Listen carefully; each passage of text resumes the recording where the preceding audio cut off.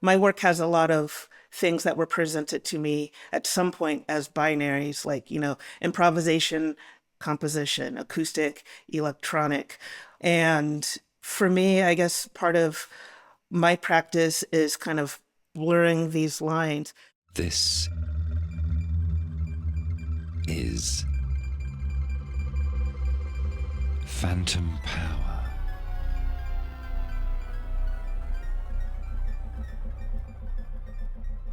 Welcome to another episode of Phantom Power, a show about sound, sound studies, sound art, all things sound.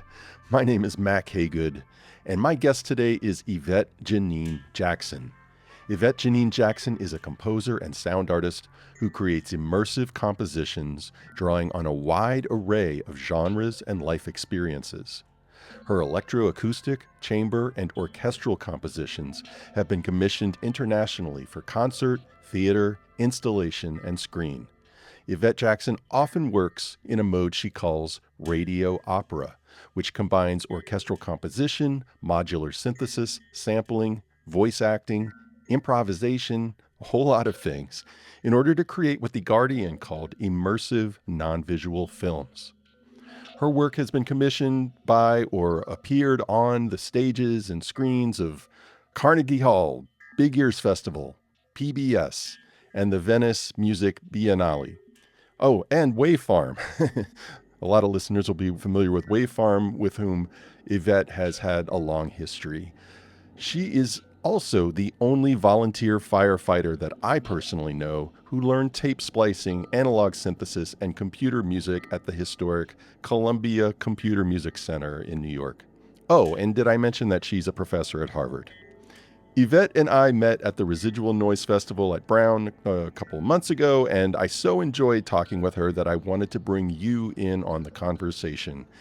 In this wide-ranging chat, we talk about her concept of radio opera, and we take a deep dive into her album Freedom, which The Wire calls one of the most unique releases to chronicle the Black American experience. We then get into her unusual personal history, which has informed her unconventional composition style, and we discuss things like theater sound design and the 4 years she spent 8,000 feet up in the Rocky Mountains and how that changed the way she listens. Supporters on Patreon will get another 35 minutes where we get into the technical details of how Yvette puts together these multimodal electroacoustic works. And then we get to my favorite part of the conversation, in which we truly nerd out on the carillon, which is the enormous bell tower instrument that she has actually composed several pieces for. And unless there is some carillon podcast out there, and I suppose there probably is, but I'm pretty sure that this is the deepest carillon conversation you're ever going to hear. And then Yvette does her What's Good segment, where she suggests something good to read, something good to listen to, something good to do, and her picks are every bit as unconventional as you might expect from this introduction.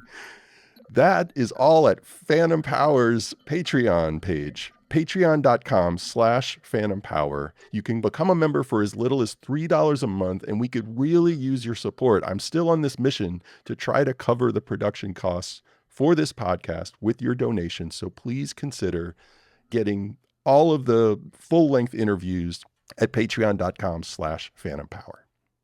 Okay, here it is, my conversation with a one-of-a-kind human being, Yvette Janine Jackson. Yvette, welcome to the show. Thanks for inviting me. Yeah, so it's been a while since we chopped it up over breakfast at the Hampton Inn. Classy. You've had like an amazing year. I think we are actually able to sort of break some news on this podcast that you just received a Herb Alpert Award in the arts for 2025, which is like a big $75,000 thing. Yeah, I mean, I'm excited for multiple reasons. I mean, especially, it's at a time when obviously, arts are being cut. And so it's an honor, but also a responsibility, I think. Yeah, absolutely. I think that was part of the conversation that we had before, was just about the kinds of challenges and opportunities of trying to do creative work in this moment. You also got promoted to associate professor at Harvard. That's amazing. Yeah. Congrats. I'm Thank just you very going to toot your much. horn for a minute here. All right. Yeah. But maybe we can just sort of start with the basics of why you're getting these accolades and promotions, which is your work, which I think is just truly innovative. Can you maybe just talk a little bit about how you would describe yourself as an artist? What genres do you work in? All right. I feel like I'm not consistent with this answer. I was just asked this question 2 days ago. So, I mean, I think composer and sound artist, but I've used different terms, sound designer, installation artist. The composer has always been a part Hmm. of that definition. And I guess musician as well, performer, ensemble director. But yeah, I like composer. Simple, one word. Yeah. Your work, I mean, one word that I've heard you use before to describe your work is radio opera. You have this group, the Radio Opera Workshop. Can you maybe talk a little bit about what you see that genre as? Would you call it a genre? Radio opera? I mean, I think it is. I mean, the term is used in different terms now, and I think it also was used in different ways during the early days of radio. Because, I mean, historically, you can find older ads for, we've got the first radio opera, and you can see this on ads in the US and in Europe. And usually, what was meant by that term radio opera was an opera that was being broadcast on the radio. Hmm. And then you have pieces like NBC commissioned Giancarlo Menotti for The Old Maid and the Thief. And I think that commission was specifically for radio. So, Mm. as a composer, having to think about how to capture that spectacle over the air in the minds of the listeners. I use the term a little bit differently. So the radio for me is pointing to the golden age of radio drama, which I am a fan of. And then opera, just because initially when I started using this term about 13 years ago, 14 years ago, I was picturing this concept as these series of large works. And so, Hmm. yeah, taking these two ideas, and it probably, I mean, I think definitely I also was influenced and maybe got this term from Anthony Davis, with whom I was studying at the time Mm. that I started calling my works radio opera. He started calling your works that? No, I think the term came up in a conversation that we were having. Uh-huh. I had taken one of his opera classes, and he knew about my interest in radio drama. And so, I mean, I think that there's a connection there. And then someone also had a conversation 2 days ago thinking about like Violin Brecht using radio opera and having like the audience kind of interactive and, an interactive component of it and singing along with it, which, I mean, initially I wasn't thinking of any type of interactivity, which Yeah. now I am. The initial idea was I was creating these electroacoustic compositions to be experienced in a darkened theater, as dark as the law would permit. You have the exit signs there. And, the performance instructions were often to be performed at an uncomfortable volume. Mm. And so you have people congregated in a theater, black box proscenium space. They may be immediately seated next to someone they know, but also seated around strangers, Mm. and then experiencing this collective listening experience in different types of venues in darkness. So you're aware of other people's surroundings, but maybe that's not your focus. Although, I mean, I don't know. I think, yeah, maybe it is also, you do become aware of the other people. Yeah. I mean, that does sort of bring to mind that concentrated form of listening that some radio scholars have said occurred in the early days of radio and the golden era of radio drama, where something is coming alive in the mind, and in part it's facilitated by the fact that there's just one sense that's sort of being activated. Yeah, the idea of the theater of the mind really is what initially drove my concept of radio opera. So that, bringing together the sound effects, whether, they're things I designed in a DAW or Foley, like had a creaky bedroom door that I used in a lot of pieces and a crackly radiator. So using these sound effects and the dialogue and music coming together to produce some type of image, which, I mean, in a way then becomes, you're asking the listener to participate because not everyone is going to choose to or be capable of or want to, imagine anything. Yeah, I mean, and just to give people, I mean, we're definitely going to play some small snippets of your work, but it's kind of hard to give a sense of these pieces because they are so heterogeneous and pulling from so many different, not just genres, but sort of forms of instrumentation and modes of sort of addressing the listener. I mean, there's elements that sound like field recordings. There are things that are modular synth sounds. There are elements that sound like noise, but then there's also traditional European art music things happening there. There might be a snatches of something that sounds a little more like contemporary R&B or something, but then like there's gospel, like there just seems to be just a world, like you are sort of world building in this way that I think the radio opera term kind of gives you that sense of world building. Yeah. I mean, maybe I should think about my practice more in terms of world building. I mean, occasionally I do consciously think of it that way. Uh-huh. I think initially I was concerned and interested about the expression of identity through sound.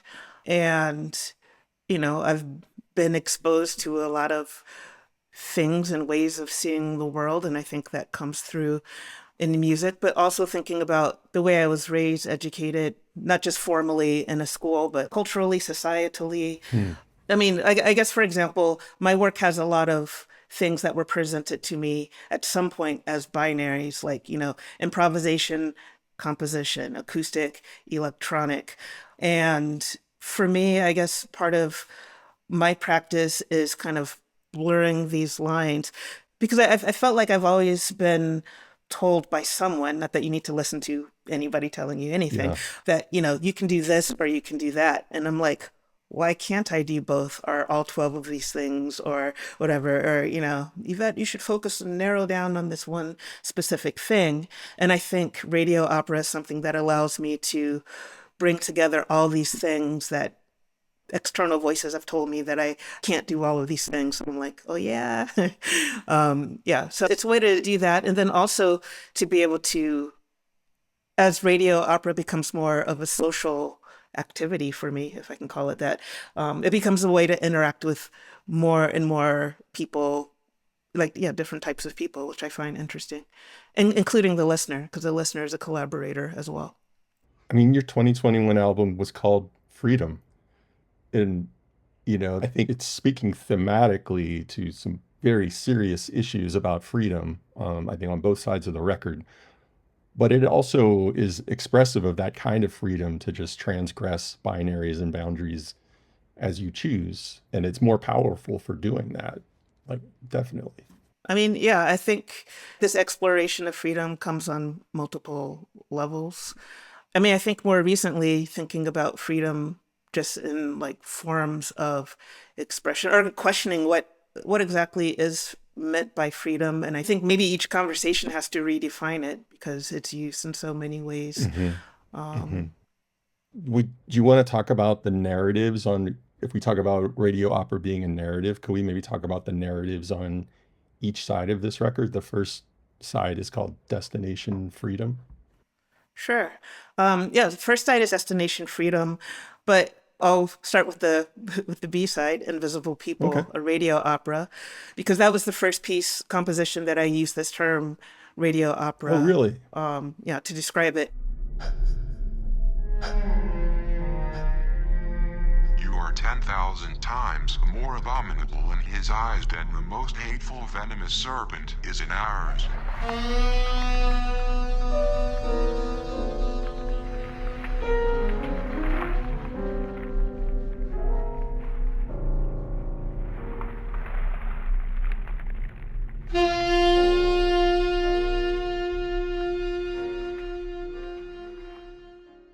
I mean, the full title of what's on the album is Invisible People, and then parenthetically, a radio opera.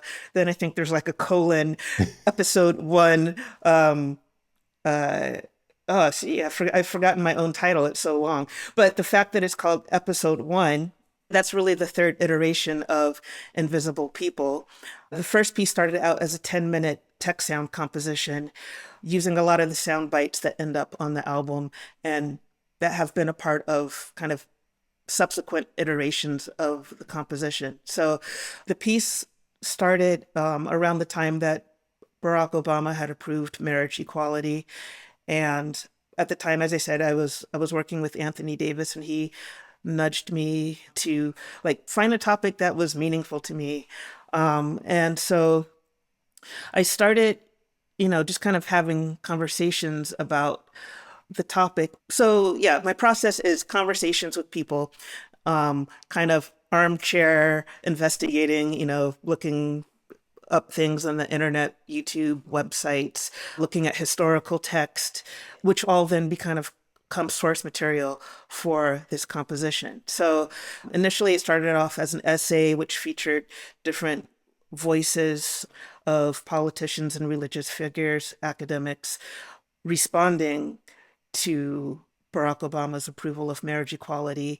But the title, Invisible People, was really pointing to all the people that the media left out of this conversation, which I thought were like the center of, this focus. And so I became intrigued by the voices, I guess, the media choose to highlight, or the voices people choose to listen to in certain situations. And what about everyday people who somehow become invisible in certain situations? So that was side B.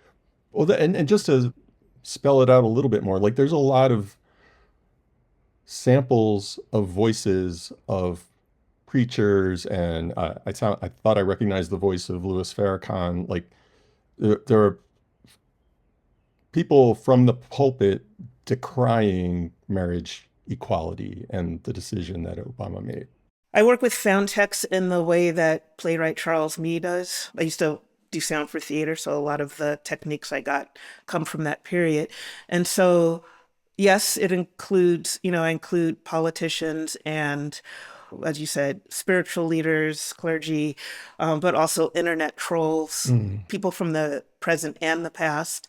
I tried to collect as many voices as possible. Obviously, there's still some kind of framing by me as the composer, so I try to show multiple sides, but the mere fact that I'm one person putting these together introduces some type of bias. But there's this collection of voices. Even when you hear actors or non-actors speaking these lines, they are taken from things that I could have read in the comments of a YouTube video or some historical document. And I may change a word or two, but for the most part, I try to stick with what people have actually said, without, to do it as carefully as I can do it without running into any issues. Well, I mean, the comments kind of speak for themselves. But I mean, then I'm also, there's the comments that are on the recording, but then I'm also interested in the comments and the conversations that happen after the recording.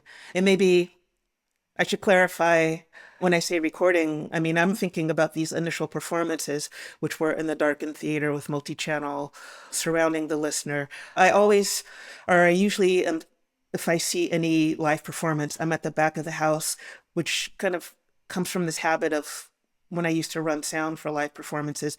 I like to see the audience as part of that performance. And so with Invisible People, especially those first few performances of the fixed media, seeing how people respond, are they squirming? Like sometimes people want to laugh at parts because there are some moments of humor, but then because it's so serious, people may be afraid to laugh. And so, and then that comes in with the collective listening, like how you might respond to something while listening by yourself versus listening surrounded by friends, surrounded by strangers, in darkness, but aware of other bodies. These all play a role, and I think they're all a part of what it is that I'm calling radio opera. Yeah.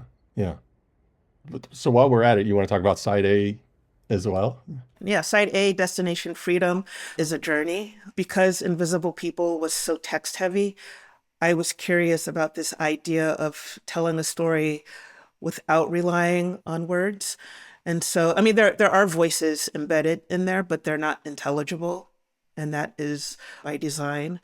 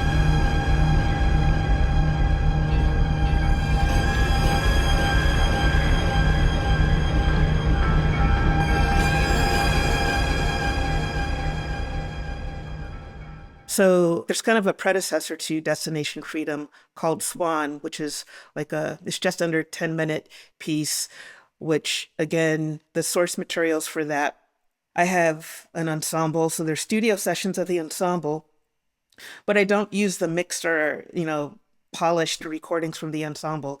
I may use the overhead mics on the drums to capture the cello and use that. Or, there's a part in there which I find really beautiful, which was before the percussionist was ready. He was still moving something and he got like this kind of clunking thing that sounded like chains, which to me then fit with the narrative. So the narrative for both pieces, told in 3 kind of sections, starts in the hold of a cargo ship trafficking Africans to the Americas. Then it's kind of this disorienting middle section, and then kind of thrust you forward to this kind of cathartic release, like this search for freedom and what feels like this cathartic arrival to it. And in my mind, in both pieces, there's kind of like a coda because history repeats itself. But yeah, so Destination Freedom is basically an expansion of that idea. And I think what gets introduced with this is, I guess, the version of me as a performer of modular synthesizers. And so I still have the chamber ensemble, but then I have kind of these improvised synthesized sessions. Like I said, there are voices in there, but they're very unintelligible. And there's actually some moments of kind of like sound design, like working with the modular synth, where it's kind of like this auditory illusion of like, I hear voices in there, but there's actually not any voices, which I think points to kind of a larger thing I'm interested in, is like getting electronic sounds to sound acoustic and acoustic sounds to sound electronic, getting beautiful things to sound ugly and ugly things to sound beautiful. Because really it's just you're just shifting one's frame, the way you experience the world. Like the world itself is not changing. How you view the world is changing. I mean, this raises a question that I just never cease to be fascinated with when it comes to sound art and experimental music, because so much of it is conceptual today, right? And it seems to me that it's sort of like the way that the conceptual concerns of an artist get translated into something we actually hear is sort of what defines the contemporary artist. And what I think is so interesting is that, like, on side A and side B, there's 2, as you suggested, like totally opposite strategies. Like one is very textual and we know precisely what's happening. well, not precisely, but we have a very strong sense of the concerns that brought you to the table here, right? Whereas the other one is telling us there's still a narrative there, but it's through sound. And if you didn't know the title of the piece, I guess the question is, will some listeners know what's fully happening or not, or would they be relating to it on another level? And I just find that fascinating, these differing strategies. I mean, I think in some ways, Destination Freedom is more accessible, even though, I mean, there's no text to guide the listener. Or maybe I'm suggesting that because there's no text to guide the listener, it can be more accessible. I mean, in workshops of Swan, which was the predecessor, one of the participants was like, there's no way you're going to get people to know what it's like in the hold of a cargo ship. And I'm like, well, first of all, I'm not trying to force people to have any feeling or think or, experience. What I anticipate is that people are going to come in with their own lived experiences and pre-existing knowledge, and their framing of the audio is going to be based on that. So each person is going to interpret this in a different way, and that is okay. Like that's what I'm more curious and excited about, is like, what is it that you are hearing in this piece? What are you experiencing?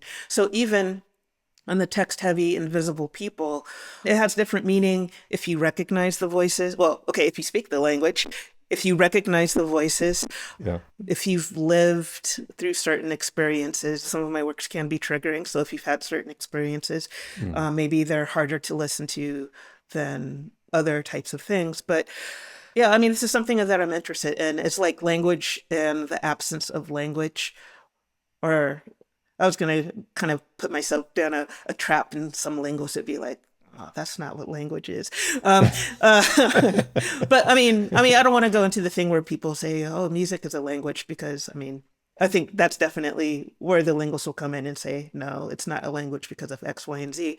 But I think maybe the communication is maybe more about kind of emotional, or I think about emotional contour during the compositional stages than any kind of semantic meaning from text or even program notes. Because of the program notes, I upset people because I don't like to have program notes.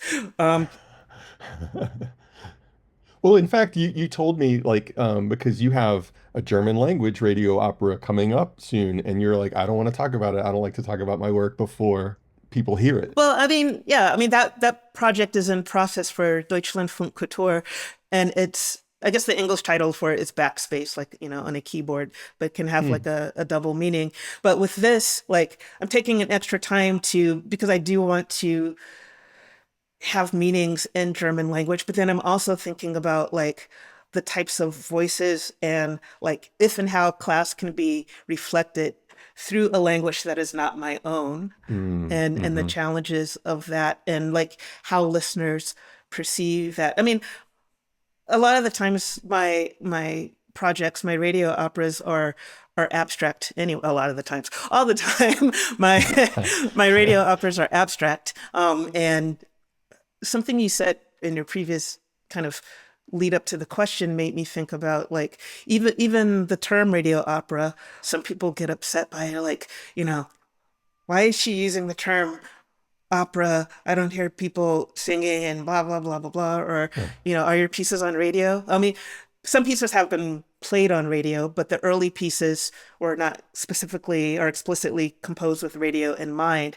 Whereas this German radio opera that I'm working on now, I'm, very aware about like the radio audience. And I mean, and that's what makes it exciting also, because like, it's kind of like my Menotti moment of composing something explicitly for radio. Yeah.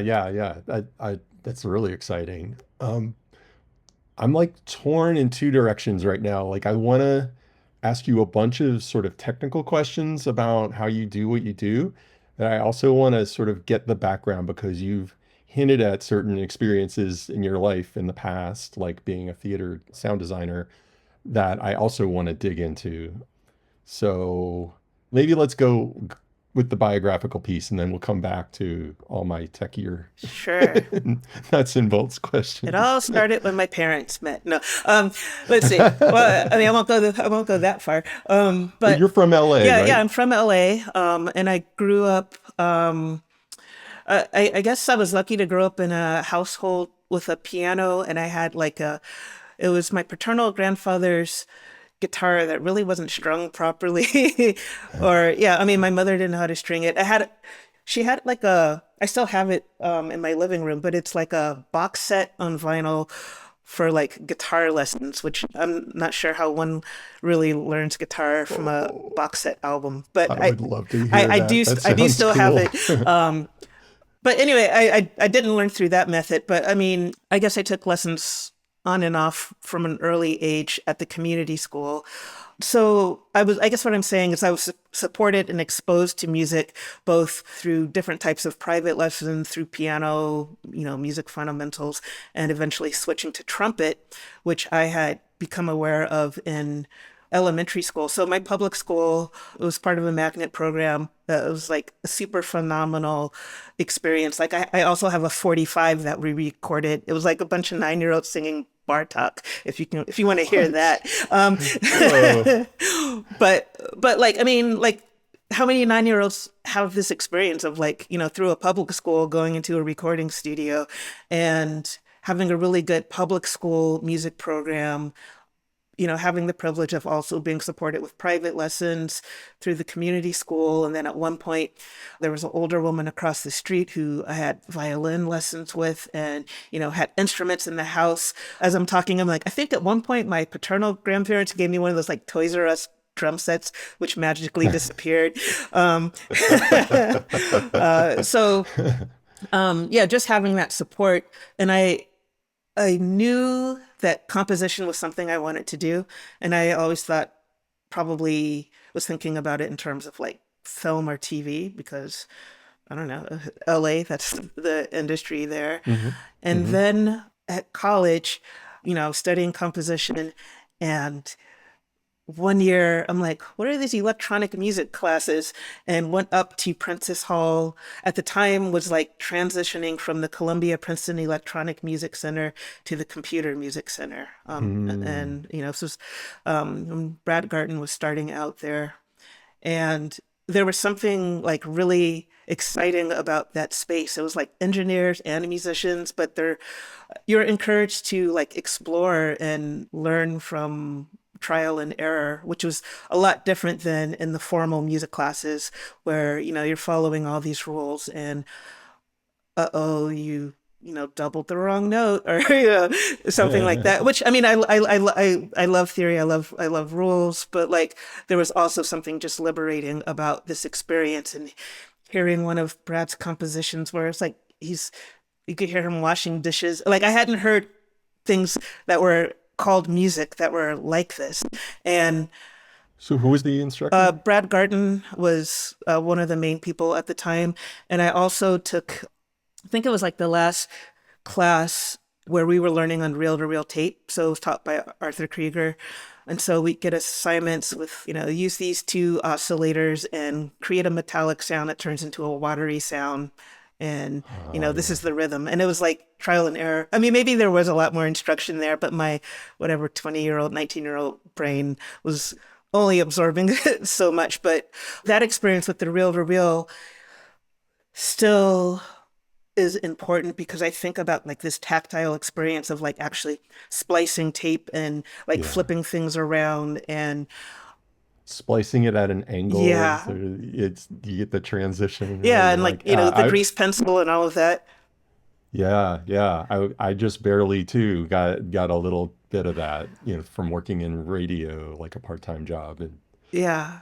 So that, I mean, that was a really great experience and it did come to serve me 2 other periods in my life, but also my first introduction to computer music. I mean, we're using like RTC mix. So programming like a line at a time, like play this sound for this duration at this amplitude, like kind of approach to sound before I started working with other tools. And I think maybe at that time, like I had Digital Performer, but I feel like at that point, I mean, someone can fact check me, but I feel like that might have been even MIDI only at that time. And then Mm-hmm. they added the Mm-hmm. audio to it. And Mm-hmm. so, Mm-hmm. like, just kind of looking back through this conversation, like these three different types of exposure to sound making that were a lot different than the rules and the type of ways of practicing that I had been trained on earlier. And so I really relished in that.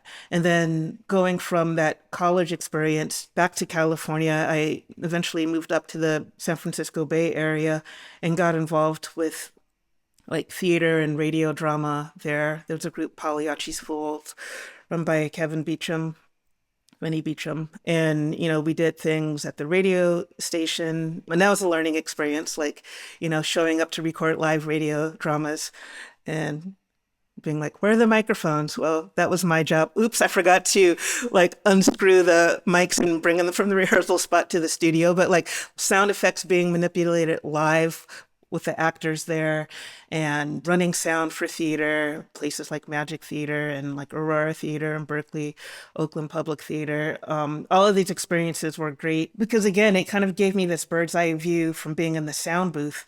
And the very first piece I ran sound for, my good friend David Molina was the sound designer. And it was like 3 hours of just like dense stacked sounds, like with mini disc players and CD players. And I think there might have been a live mic. And I screwed up the first show because like they grabbed me I was working in the box office. They grabbed me there the first day, threw me in the booth because I think it was previews that night and they didn't have someone to run sound. And so it was like learning how to swim by throwing a kid into the water. Yeah, yeah. And did you have a physical cue book that you were paging through the script with? And We had a book, but I was in the booth. So on one side was the lighting op, then the stage manager, and then I was on the other side. So it's pretty cramped in there. So yeah, the first couple of months you'd hear horses galloping when there were no horses in the scene and stuff like that. But by the time I got this rhythm of it, I began to think of the soundboard as like this instrument and like, the stage manager is the conductor, the sound designer is the composer. And that kind of expanded my desire to, I guess, there's this shift between like wanting to compose for theater to wanting to compose theater. And I think just to back up once more, I think that experience at Columbia, I started to get that because like some of my earlier pieces, which like I have on a DAT somewhere, but like these earlier pieces, like I would use sound bites from 1010 Winds and pieces of instrumental music. Like there are some Lionel Richie and Rashawn Roland Kirk samples in the pieces.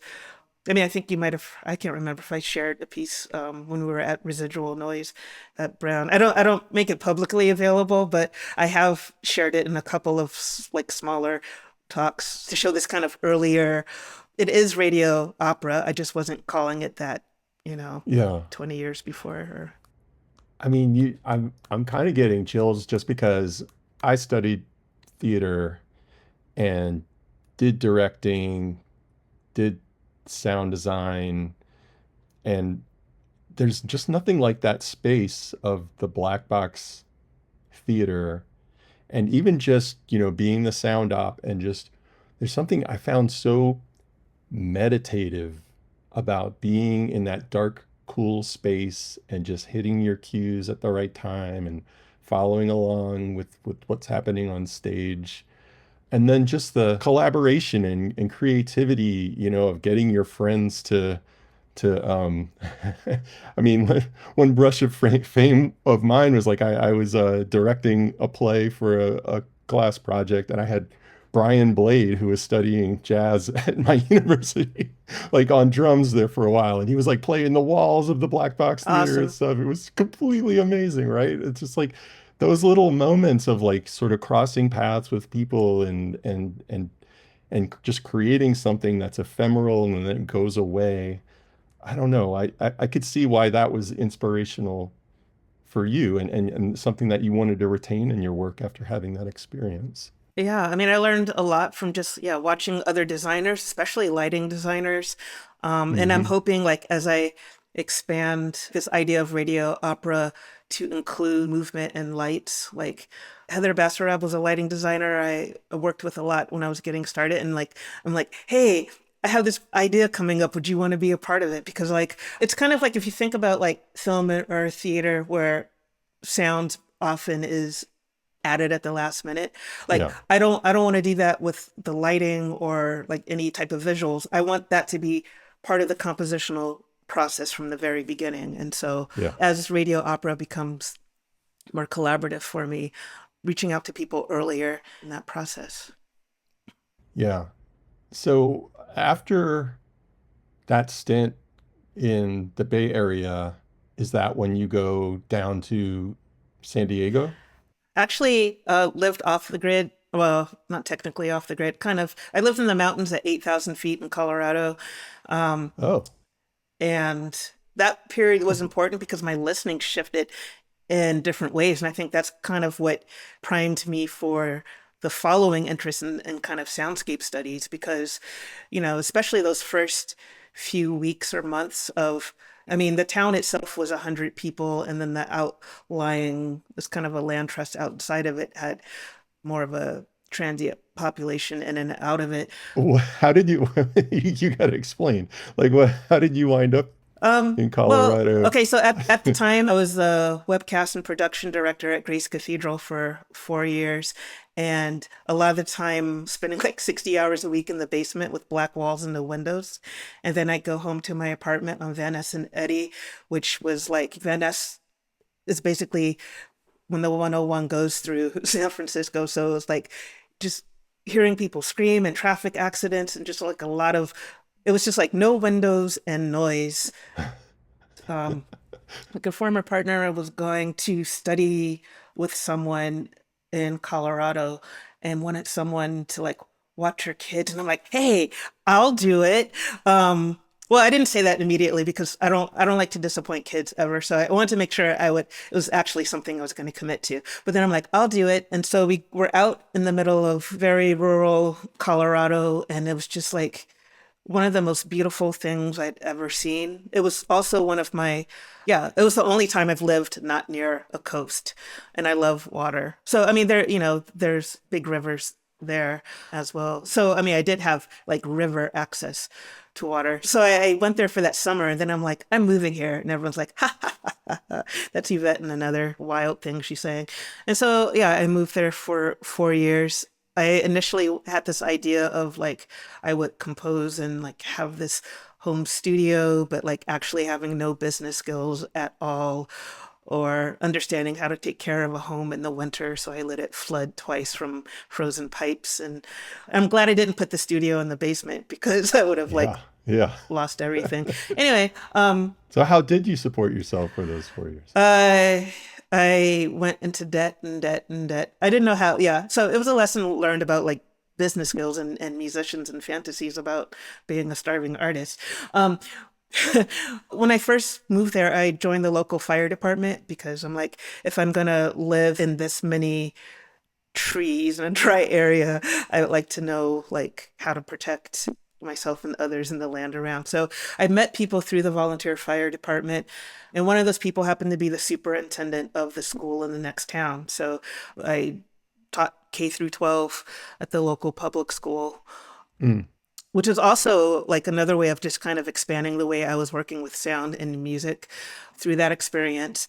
And then at one point, I guess 3 years into my 4 years there, I came to California. A friend and I shared birthdays. And so, we had these kind of co-birthday parties where I was meeting all of these other music people. And one of the gifts I got was like tuition for like the CinMat summer program where they, do Max MSP and all of that. And David Wessel was still around at that time. And so it was through those interactions that I'm like, okay, finally I'm going to apply to grad school, which is something I said I was going to do 15 years ago when I had moved up to the Bay Area. And so someone, I don't know who mentioned Anthony Davis. I think somehow I think it was some kind of trumpet connection where I got pointed to Jeff Kaiser, who was studying there at the time, who pointed me to Anthony Davis. And we talked, and yeah, that's when I got into this other type of weird music making. Because I think at Columbia there was weird music making, and then in San Francisco, the people I hung around with, like David Molina's, that was weird music making. And I was making music in Colorado. I wouldn't call that as weird, but I guess yeah. We did some experimental things too. Did you learn, because you said you were sort of, that Colorado changed your experience of sound in some way or made you want to think more about like soundscapes? Does sound travel differently at 8,000 feet? It definitely travels, definitely in the winter, when it's cold. I mean, like there, it would be, some long stretches of like -20 degrees. And now I'm going to say that ironic, or I don't know if it's ironic, but like when people are like, oh, but it's a dry cold, like, Right, or right. they say for heat, they usually say for heat, it's a dry heat. I feel the same, like a dry cold. Like I complained less in like -degrees in Colorado than I did at like 50 degrees in San Francisco. 100%. Same with New Yeah. Orleans. You go to New Orleans. I lived in Chicago for a decade. I'd go down to New Orleans during the winter, and it's much warmer, but it's so damp. I would be freezing in New Orleans. Yeah. But I began to listen, I guess, well, this is prior to me knowing anything about like R. Murray Schafer, and maybe I did come across his name in college, but it wasn't something that Right. was like in my mind or Sure. thinking about soundscapes or soundscape composition at that point. So like, I guess I was coming up with my own language for things that, again, maybe these seeds had been planted in college or from collaborators in the Bay Area, Hmm. but I wasn't as aware. So like listening to like just kind of I almost started shivering, like the sound of like June bugs, like they make this gross hissing sound. Chipmunks make a sound that I never knew. Well, I guess I hadn't really been around like chipmunks, and squirrels and deer and bear.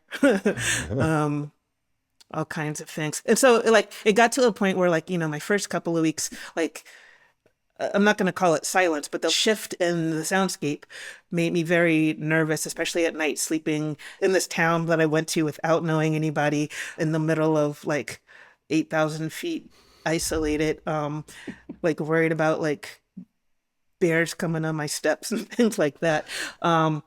To by the end of that 4 years, when I could hear the sounds of kind of people playing in the park and laughter coming through my windows, I'm like, oh, that's so noisy. um, but then when I got back to San Diego, La Jolla area, like I found it the noisiest place I had ever lived. And that's after like growing up in LA and going to school in New York and living in San Francisco. Like it was like, you've got like, the primary industry is military. So you have the jets flying over all the time. There's like military and tourist helicopters. There's like constant leaf blowers. There, just all of these sounds that I became extremely sensitive to, which I assume probably was because of that juxtaposition temporally of one experience to the other. And so I started becoming really intrigued by the invasion of kind of external sounds on one's both physiological and like mental health. Because like you can close the door, but like these kind of lower frequencies or these trucks that are just idling, you're still feeling those vibrations. Hmm. And so, yeah, that kind of study, you can definitely hear in some of my pieces around like 2012. A lot of these field recordings are like I'm recording in my domestic space, but I'm capturing all these sounds from the outside that become a part of it. But then also like incorporating these lower frequencies into my music as well. Hmm. Yeah. So I think, yeah, like I mentioned, darkness was an important part of these early pieces, but darkness and low frequencies. Yeah. Yeah. Yeah. You do make powerful use of low frequencies. This period of time, so you mentioned San Diego. This is when you do your PhD Yes. at UCSD, and you don't go into a composition program per se, right? No, when I was looking at schools, I had looked at several places. I had looked at like theater sound design programs. I had looked at composition programs, And this program, which at the time was called CSEP, Critical Studies and Experimental Practice. And by the time I started, that program was being rebranded as Integrative Studies. And so I think I joined during the second year of that program. And so the premise behind this program is that there were 4 kind of subcategories: systems inquiry, critical musicology, ethnomusicology, and creative practice. And you get exposed to all 4 during the first year, but then you focus in on 2 of those. So I did, my master's and PhD there. And so getting exposure to kind of all of these different ways of thinking about sound. And What were your 2 focus areas? I think for my master's, they were creative practice and ethnomusicology. And then for the PhD, creative practice and systems inquiry. But I mean, And isn't King Britt a professor of computer music over there as well? King Britt joined the faculty at UCSD the same year I started at Harvard. So we were able to kind of like connect, I guess, kind of from the perspective of starting at new institutions at the same time and right before the pandemic. Yeah. And so I've been back to San Diego, I think, a couple of times and got to meet with King Britt, and he invited me to perform on his Blacktronica stage at Big Ears. So Wow. like I really admire what he's doing there, and kind of wish I had overlapped as a student there. Yeah, he seems pretty incredible. Yeah. Well, thanks for the little tour through your life, and it's an interesting one. You definitely cut your own trail. Yeah. But I think that goes back to what you're saying. Like my music has all of these different things. It does. Well, my life has had all these different things. Like, yeah. And so how to bring all these things together? Because when I feel like when people discourage me and like, oh, you can't do that and that, it's like, what I hear is like, you can't exist because I am these multiple things. Yeah. Well, speaking of bringing all these multiple things together, maybe we can talk a little bit about the nuts and bolts of how you do that. Like, so if we're talking about, a radio opera, and it's this collaborative enterprise, but you're drawing on these modular synths and field recordings and different musicians and digital software, like, where do these compositions live? Like, do they live in a DAW? Do they get written on paper? Like, where are they born and where do they live?